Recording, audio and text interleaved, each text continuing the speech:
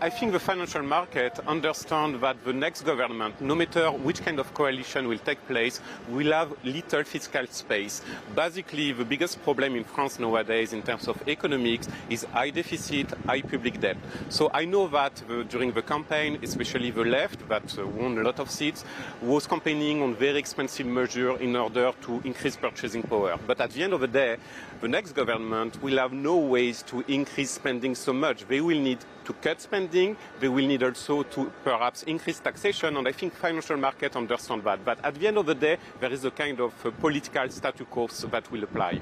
But ultimately, when you think about the overall move of the National Assembly, it is clear they moved to the left, and they have very concrete plans on how they want to increase spending, how they are likely to actually clash with some of the fiscal rules that the EU has put forward. So ultimately, though, is the outlook for the euro actually likely to be on a downward move as a result of these potential clashes? Well, I think we should not panic.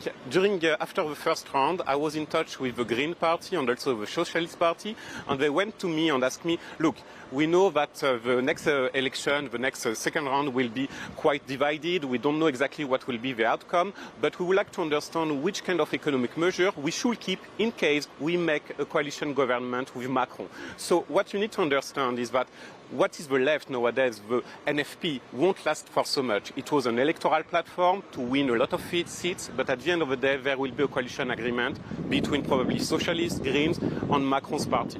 So you're suggesting that we are going to see basically the fall of the far left coalition and actually see Macron perhaps making coalition with the Socialists and the Greens. Yeah, clearly it might take a lot of days, perhaps a lot of weeks, and we need to learn that because in France we don't know how to do that.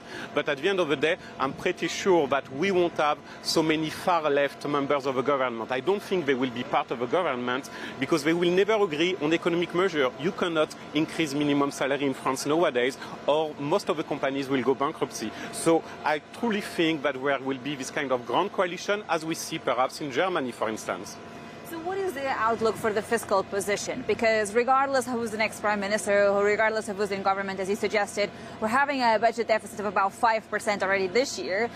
So when you think about what's ahead for 2025, are we likely to see pressure on the euro as a result of perhaps France actually not bringing down their deficits? Well, it will be tough, and we could see indeed pressure because France is one of the key economies in the eurozone. And as a matter of fact, I expect for next year that we will need to cut spending or increase taxation by 20 billion, which is huge. 20 billion is really huge if we want to cut deficit.